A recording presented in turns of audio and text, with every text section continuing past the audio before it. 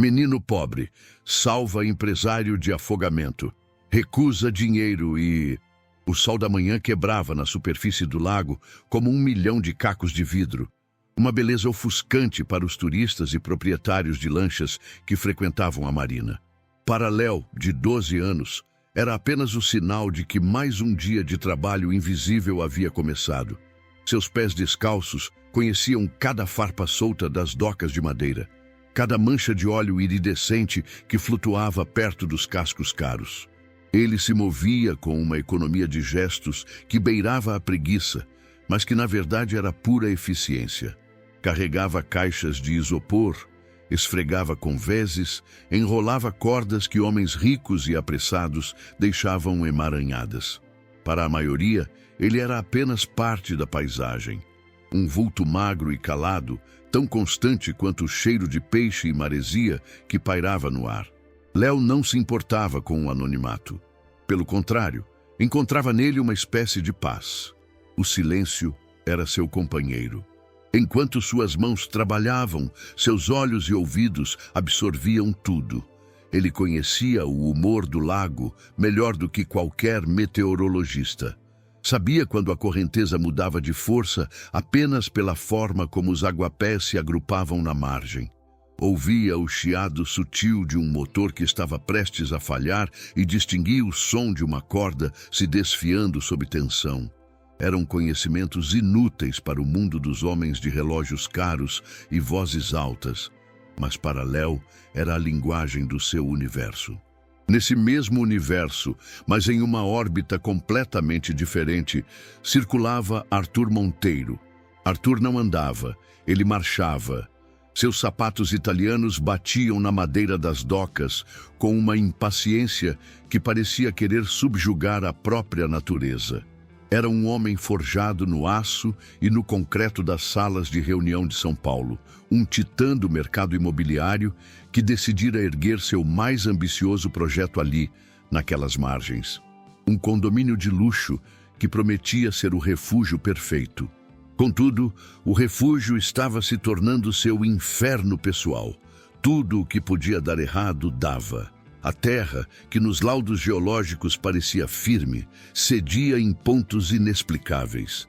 As fundações do pier principal precisaram ser refeitas 3 vezes, engolindo milhões por causa de uma correnteza subterrânea que ninguém previra.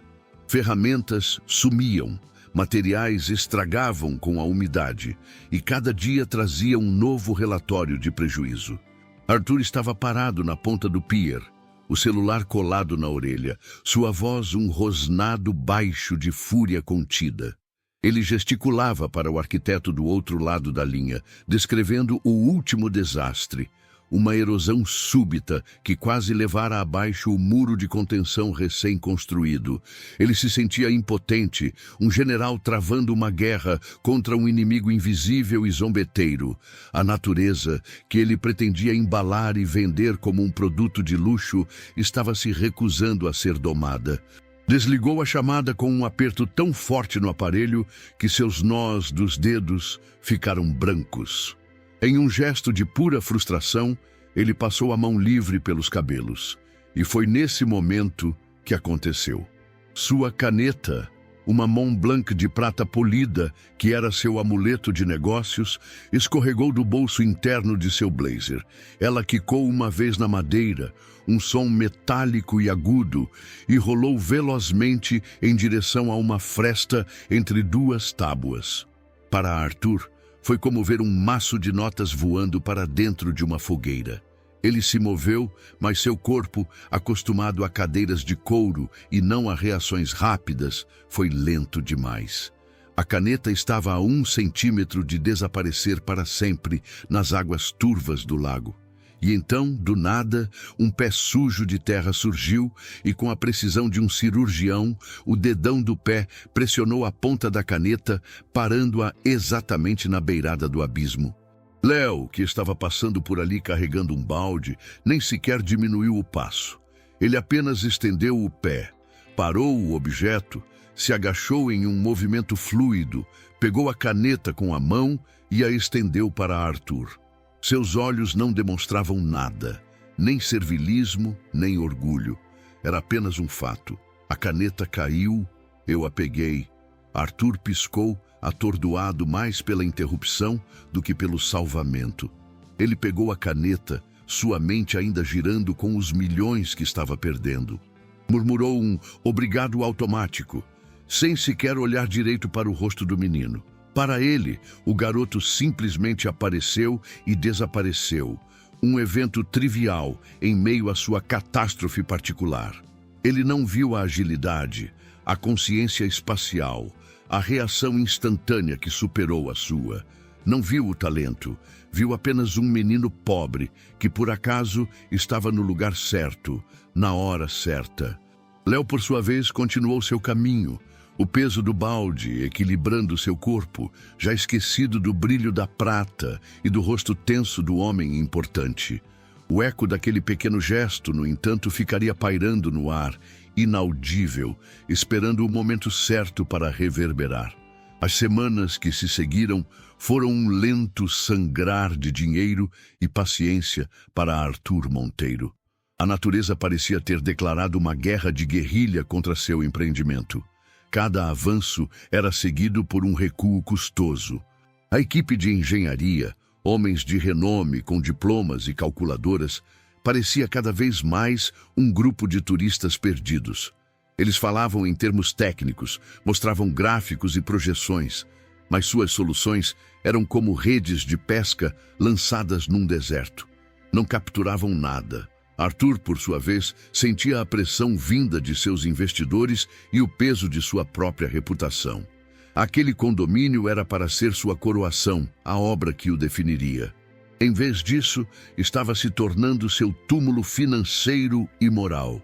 Enquanto isso, na sua vida paralela e invisível, Léo continuava sua rotina. Ele observava o canteiro de obras com a mesma atenção que dedicava às nuvens e à correnteza. Via os homens correndo, gritando ordens, operando máquinas barulhentas. E via seus erros. Via que fincavam estacas em trechos de areia que ele sabia serem fofos demais, pois era ali que os caranguejos cavavam suas tocas mais fundas. Via que montavam andaimes debaixo de árvores cujos galhos, ele sabia, quebravam com qualquer vento mais forte.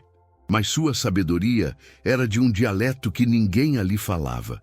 Era o dialeto do silêncio, da observação miúda. Havia, no entanto, uma pessoa que notava Léo, não como um gênio oculto, mas como um menino. Seu Jorge, o mestre de obras, era um homem de pele curtida pelo sol e de poucas palavras, mas seus olhos ainda guardavam uma gentileza rara. Ele via o garoto trabalhando de sol a sol, sempre quieto, sempre eficiente. Às vezes, lhe oferecia uma garrafa de água gelada ou um pão com mortadela que sobrava de seu almoço.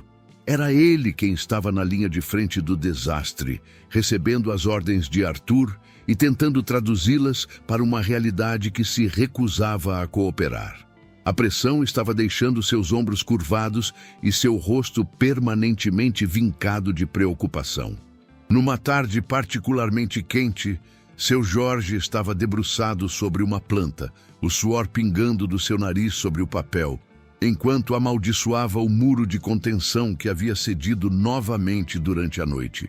Léo passou por perto, arrastando um saco de lixo. Ele parou por um instante e disse, com a naturalidade de quem comenta o tempo: "Os quero-queros estão fazendo ninho mais para cima no barranco, seu Jorge. Quando eles fazem isso, é porque a água vai comer a beirada de baixo." Ele apontou com o queixo para um ponto uns 20 metros adiante do local que os engenheiros haviam demarcado para o reforço. Seu Jorge ergueu os olhos, viu os pássaros e deu um suspiro cansado. Era folclore, superstição de gente da beira do rio. Mas a ciência dos engenheiros não estava funcionando. O que ele tinha a perder? "Você acha, garoto?" Ele perguntou mais para si mesmo. Léo apenas deu de ombros e continuou seu caminho. Naquela tarde, agindo por um impulso que misturava desespero e uma estranha confiança, seu Jorge deslocou a equipe e concentrou o reforço com sacos de areia e estacas exatamente onde o menino havia indicado. Seus subordinados riram dele. O engenheiro responsável, ao saber da mudança, ligou para ameaçá-lo de demissão por insubordinação. Seu Jorge foi para casa naquela noite convencido de que seria seu último dia de trabalho. Na manhã seguinte, uma chuva torrencial e inesperada desabou sobre a região. Uma tromba d'água que fez o nível do lago subir quase 1 metro em poucas horas. Quando a chuva passou e o sol voltou a brilhar, o estrago no canteiro era visível. Mas o muro de contenção, na exata seção que seu Jorge havia reforçado, estava intacto. A água havia comido a beirada exatamente como Léo previra, mas parou na barreira improvisada, salvando o que seria uma perda de mais uma semana de trabalho e dezenas de milhares de reais. Arthur recebeu a notícia em seu escritório em São Paulo. O engenheiro-chefe, gaguejando, tentava explicar o ocorrido. Foi uma sorte incrível. O mestre de obras teve uma intuição, uma iniciativa que, por sorte, se provou correta. Arthur detestava a palavra sorte. Sorte era para amadores. E intuição era uma desculpa para a falta de dados. Ele sentiu um alívio imenso pelo resultado, mas um incômodo igualmente grande pela causa. Havia uma variável naquela equação que ele não conseguia identificar. O segundo milagre discreto aconteceu semanas depois, na construção do pier principal. A equipe estava pronta para cravar a estaca mestra, a principal coluna de sustentação. Léo, que estava limpando uma lancha ali perto, observou a cena. Ele conhecia aquele ponto da água. Era um lugar que os pescadores mais velhos chamavam de o redemoinho do diabo. Por cima, a água parecia calma, mas por baixo, uma corrente traiçoeira formava um funil que puxava tudo para o fundo lodoso. Era ali que redes de pesca se perdiam e onde um barco virara no ano anterior. Ele viu seu Jorge observando o trabalho, a preocupação estampada no rosto. Léo se aproximou devagar. Seu Jorge, ele disse, a voz baixa quase sumindo no barulho do motor do guindaste. Aí a água puxa. Puxa forte para baixo. Meu avô sempre dizia para jogar a linha uns 5 metros para lá. Ele apontou para um trecho de água que parecia idêntico a qualquer outro. Seu Jorge olhou para o garoto. Os olhos de Léo não tinham malícia, apenas uma certeza tranquila. O episódio do muro de contenção ainda estava vivo em sua memória. Ele caminhou até o operador do guindaste e, inventando uma desculpa sobre ter visto uma rachadura no solo, mandou que reposicionassem a barca e a estaca. A discussão com o engenheiro foi acalorada, mas seu Jorge bateu o pé, dizendo que assumia total responsabilidade. A estaca foi cravada no novo local e, para a surpresa de todos, exceto de Léo, ela desceu firme e segura, encontrando um leito de pedra sólida que não constava em nenhum mapa. A fundação do pier, pela primeira vez, estava segura. Arthur Monteiro, ao revisar os relatórios de progresso, notou a mudança. 2 sucessos improváveis em sequência. Ambos creditados, de forma vaga, à intuição de seu mestre de obras. Arthur era cético demais para acreditar em coincidências.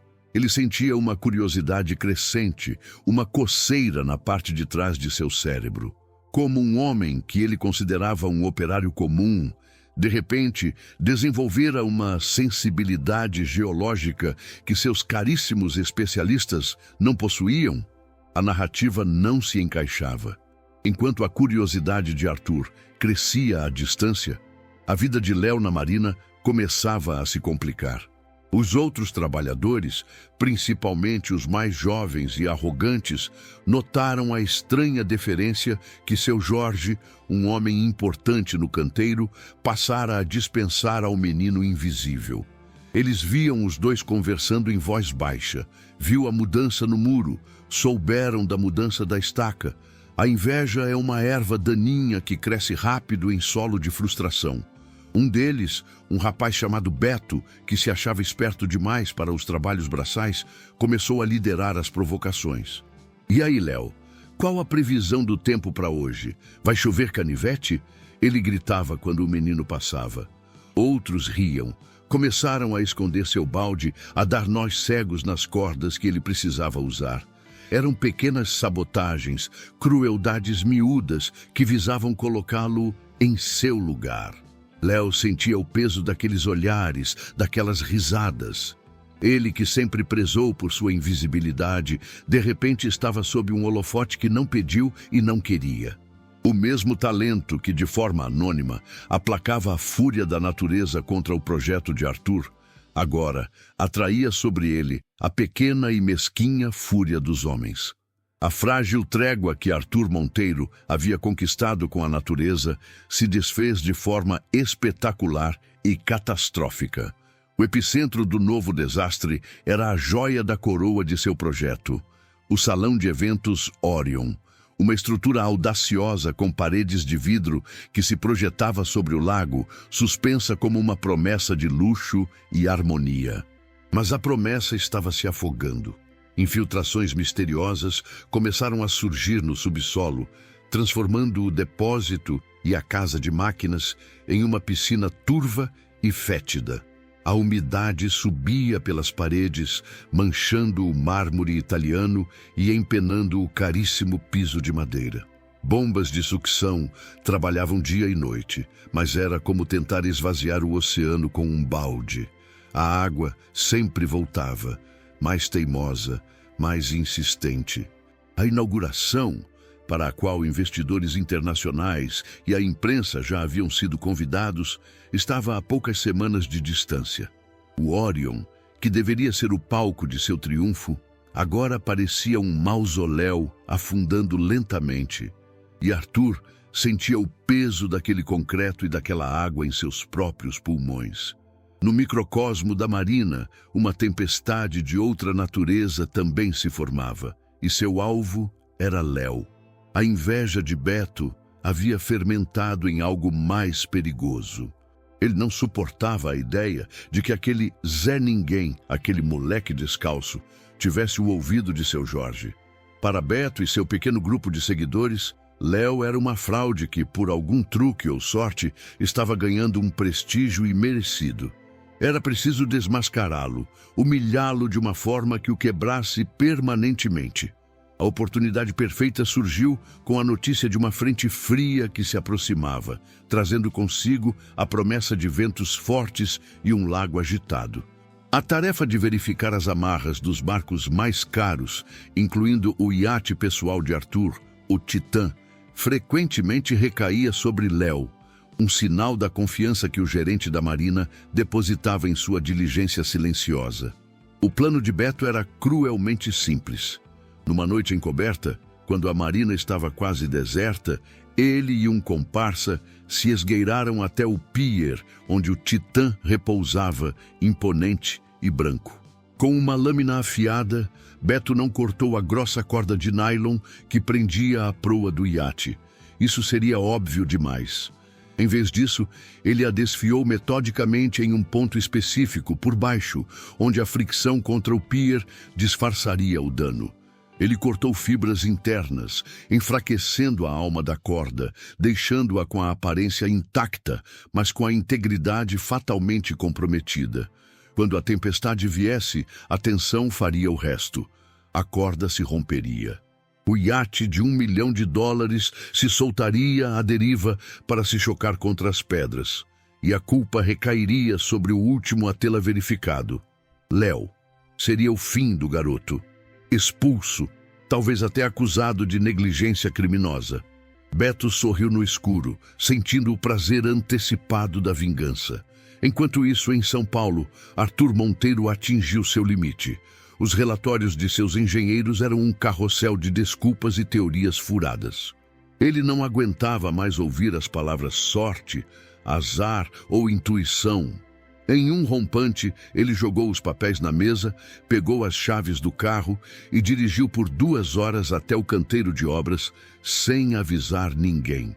Ele não queria a performance ensaiada que sempre acontecia quando o chefe chegava. Ele queria ver a verdade. Estacionou o carro em uma colina com vista para o projeto e ficou observando com um par de binóculos. Viu a agitação em torno do salão Orion, o movimento inútil das bombas. E então viu algo que fez seu coração acelerar. Viu seu Jorge, seu mestre de obras, discutindo acaloradamente com um dos engenheiros, gesticulando para as plantas e depois para o lago. O engenheiro balançava a cabeça, descrente. Derrotado, seu Jorge se afastou e caminhou em direção à marina. Arthur seguiu seus passos com os binóculos e o viu se aproximar do menino, o mesmo menino da caneta. A cena que se desenrolou foi surreal para a mente cartesiana de Arthur. Ele viu seu Jorge apontar para o salão Orion e viu Léo, o garoto, olhar não para a construção, mas para o outro lado do lago, para a forma como o vento tocava a superfície da água, para a revoada de um bando de garças. O menino disse algo, apontando para um trecho específico da margem, longe do salão. Seu Jorge ouviu, coçando a barba, e assentiu lentamente, com uma expressão que misturava dúvida e uma profunda seriedade. Em seguida, voltou para o canteiro, com uma nova determinação no passo. Naquele instante, a suspeita vaga de Arthur se solidificou em uma certeza desconcertante. A fonte não era seu Jorge. A intuição, a sorte, a inexplicável sabedoria que salvara seu projeto 2 vezes, vinha daquele garoto. Um garoto que não devia ter mais que 12 anos, que andava descalço e usava roupas gastas. Como? A pergunta ecoava em sua mente, derrubando todas as suas certezas sobre lógica, experiência e conhecimento. Era impossível. E, no entanto, era a única explicação. Movido por essa revelação chocante, Arthur desceu a colina e começou a sua própria investigação silenciosa. Perguntou ao gerente da marina sobre o menino, de forma casual. O Léo é um bom menino. Vive com a avó numa casinha lá no morro. O pai era o melhor pescador daqui, conhecia esse lago como a palma da mão, mas a água mesmo o levou anos atrás. A informação só adensou o mistério. Arthur passou a observar Léo à distância. Viu-o trabalhar, seu foco absoluto, sua economia de movimentos. Viu como ele parecia fundido àquele ambiente, uma parte orgânica dele. A desconfiança de Arthur guerreava com seu preconceito. Como podia um império como o seu, com os melhores cérebros que o dinheiro podia comprar, estar sendo salvo, ou ao menos orientado, por uma criança analfabeta em assuntos de engenharia? A ideia era tão humilhante quanto fascinante. Enquanto Arthur lutava com suas percepções, o céu começou a escurecer, assumindo um tom de chumbo. O serviço de meteorologia confirmou. Uma tempestade com ventos de mais de 80 quilômetros por hora estava a caminho, com seu pico previsto para o meio da noite. A notícia caiu como uma sentença. Para Arthur, significava que seu salão inundado poderia sofrer danos estruturais irreparáveis. Para seu Jorge, era o teste final para uma nova e desesperada teoria que Léo lhe sussurrara sobre um antigo canal de escoamento natural que os engenheiros haviam bloqueado com concreto. Para Beto, era o som do gongo, o início do espetáculo da ruína de Léo.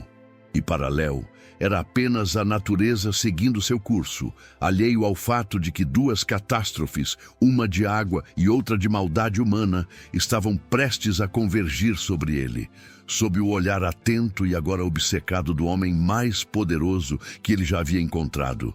O céu se rompeu. Não foi uma chuva, foi um dilúvio, uma agressão vertical e impiedosa. O vento uivava como uma criatura faminta, chicoteando a superfície do lago até transformá-la numa massa cinzenta e furiosa de ondas que se arremessavam contra o canteiro de obras e a marina. No salão Orion, a batalha estava perdida.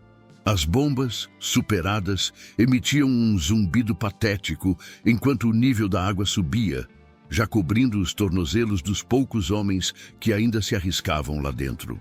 Arthur Monteiro estava do lado de fora, encharcado, o terno caro colado ao corpo como uma segunda pele inútil.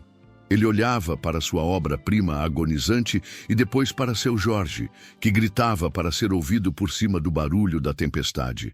O velho mestre de obras apontava para um ponto cego na base de concreto, um lugar que não fazia nenhum sentido. A água tem uma memória, patrão. O menino disse que o antigo sangradouro do lago é por ali. Se a gente não abrir caminho para ela, ela vai levar tudo. Confiar nos engenheiros, que agora apenas olhavam desolados, ou confiar em seu Jorge, que por sua vez confiava num menino? A lógica de Arthur, o pilar de sua vida, estava em frangalhos. Quebrar uma parede da fundação no meio de uma inundação era uma insanidade, um ato de sabotagem auto-infligida. Mas não fazer nada era aceitar a derrota completa. Ele estava paralisado, um imperador vendo seu império desmoronar, enquanto seus generais discutiam presságios e folclore. A quilômetros dali, na pequena casa de madeira no morro, Léo não conseguia ficar parado. Sua avó acendera uma vela e rezava baixinho, mas Léo sentia a tempestade dentro de si. Não era o vento ou a chuva. Era uma dissonância, uma nota errada na sinfonia caótica que só ele podia ouvir. Era a sensação de algo sob tensão indevida, algo prestes a se romper. Era o instinto herdado de seu pai e de seu avô, uma herança de vento e água que corria em seu sangue. "Eu preciso ir lá, avó", ele disse, sua voz mal um sussurro. "Tem coisa errada na marina. Você não vai a lugar nenhum, menino. Olhe essa tempestade", ela protestou, mas viu nos olhos do neto a mesma teimosia quieta de seu pai.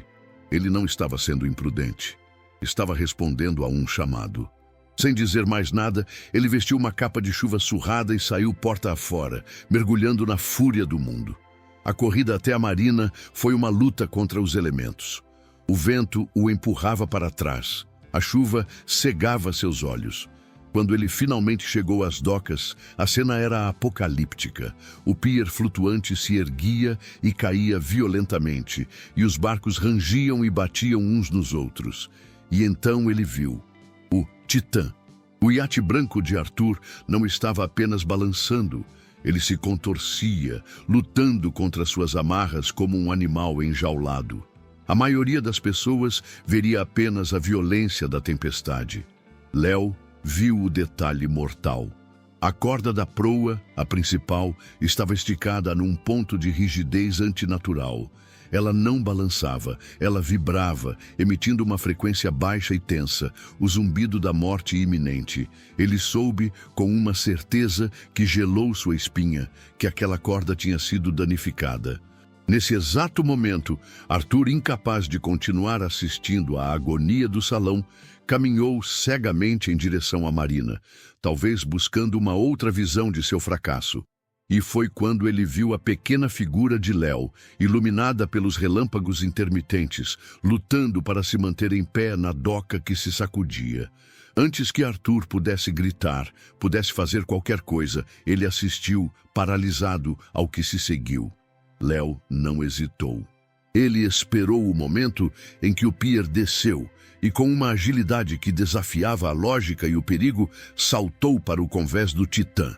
O barco empinou, quase o jogando na água fervente, mas ele se agarrou ao corrimão, os pés descalços encontrando aderência onde sapatos de couro teriam deslizado para a morte.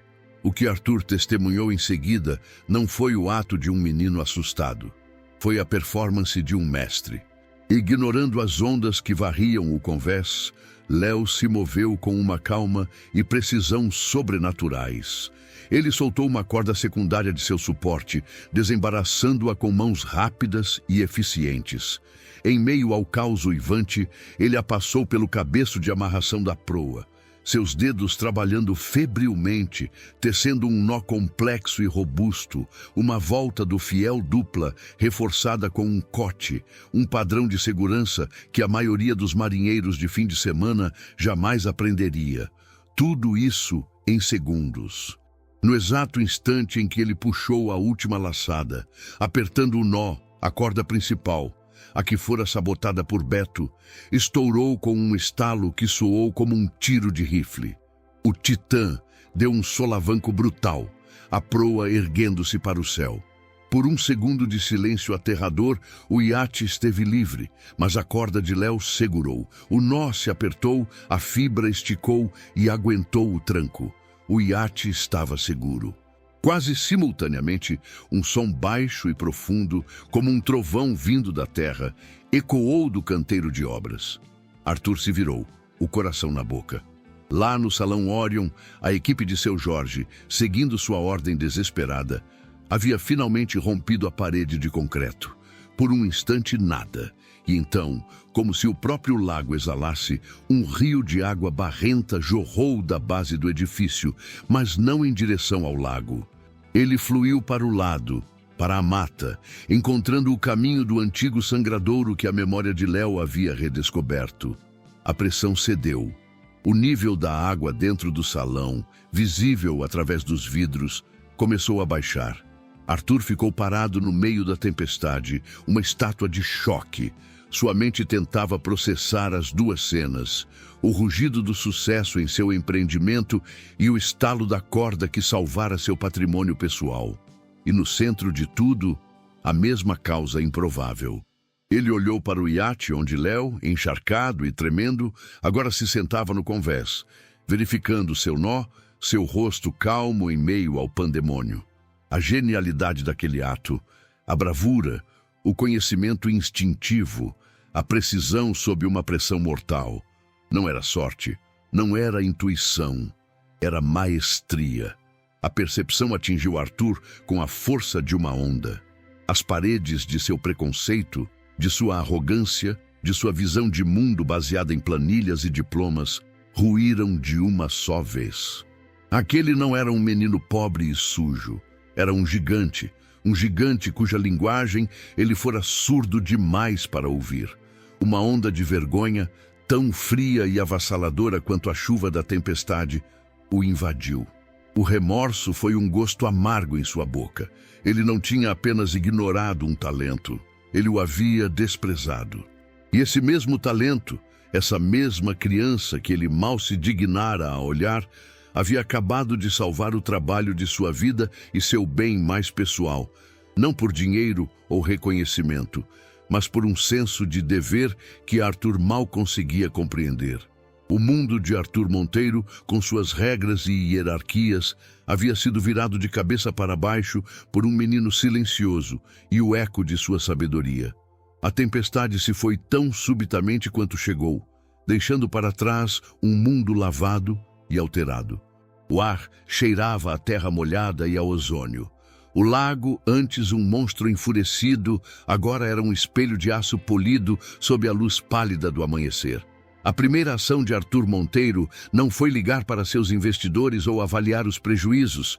Foi caminhar com passos firmes e decididos pela doca ainda molhada em direção ao seu iate. Léo estava lá, terminando de prender uma terceira corda de segurança, seu rosto ainda marcado pela exaustão e pelo frio.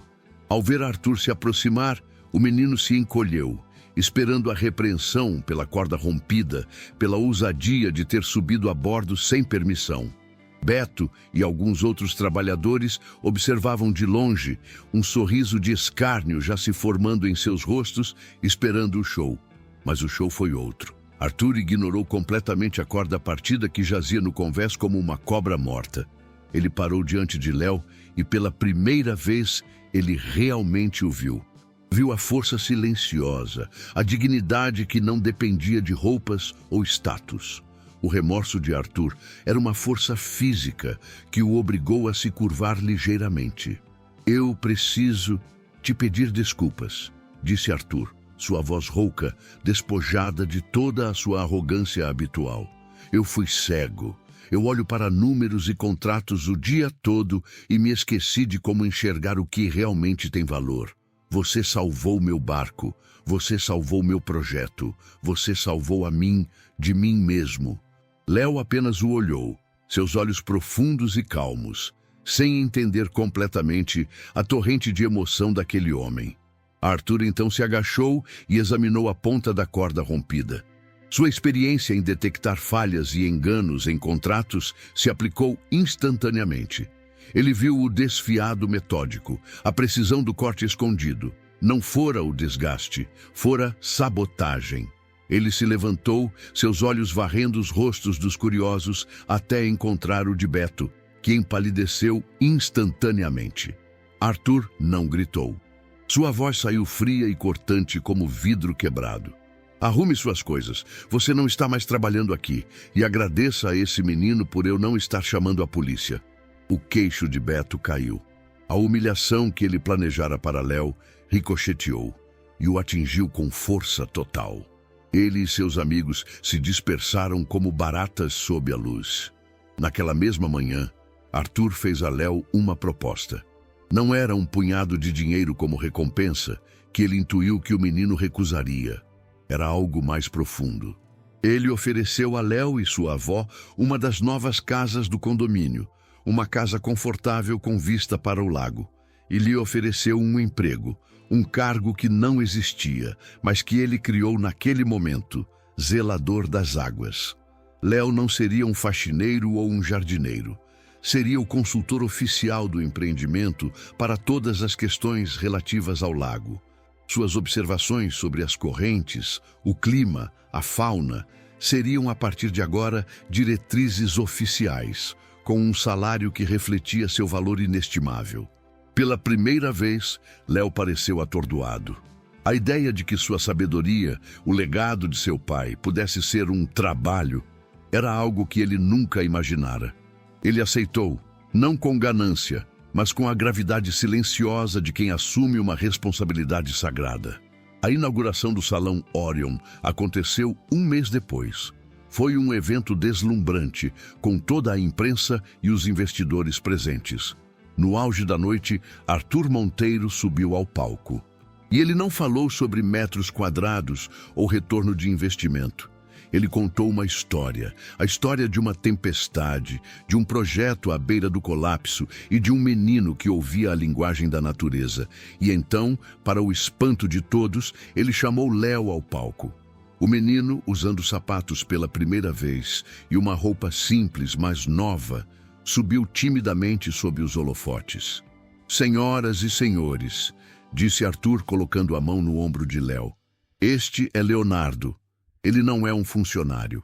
Ele é o coração deste lugar. Ele nos ensinou que a sabedoria mais profunda muitas vezes não vem em diplomas, mas na capacidade de observar e respeitar. Ele é o nosso guardião e a verdadeira razão do nosso sucesso." Um aplauso chocado e depois genuíno ecoou pelo salão de vidro, refletindo-se nas águas calmas do lago lá fora. A vida de ambos se transformou. Léo floresceu. A invisibilidade foi substituída pelo respeito. Os engenheiros antes céticos agora o procuravam para pedir sua opinião, antes de mover uma única pedra. Ele continuava sendo um menino de poucas palavras, mas sua voz agora tinha peso.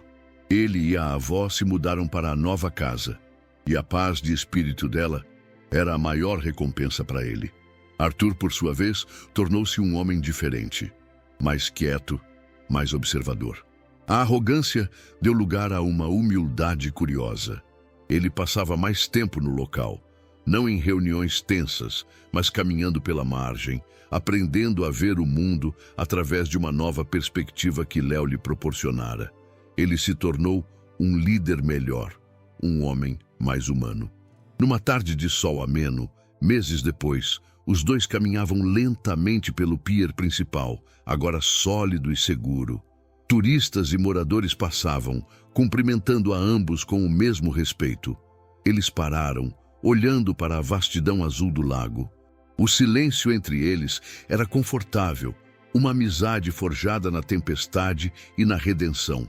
Arthur quebrou o silêncio, não com uma ordem ou uma pergunta de negócios, mas com um sussurro genuíno. "O que o lago está dizendo hoje, Léo?" Léo olhou para a água por um longo momento, um pequeno sorriso se formando em seu rosto. "Ele está dizendo para a gente não se preocupar", respondeu. "Hoje ele está em paz. A história de Léo e Arthur nos lembra que o maior tesouro pode estar escondido na simplicidade e que o verdadeiro valor muitas vezes reside silenciosamente onde menos esperamos, aguardando apenas por um olhar que vá além das aparências. Muitas vezes estamos cegos pela pressa e pelo preconceito, incapazes de ver a genialidade que mora ao nosso lado. Se essa mensagem tocou seu coração e te fez refletir, ajude-a a alcançar mais pessoas. Inscreva-se aqui no canal para não perder nenhum relato como este. Deixe o seu like para que o algoritmo entenda o valor desta lição. E mais importante, compartilhe este vídeo com alguém que precise ser lembrado do poder de realmente enxergar o outro.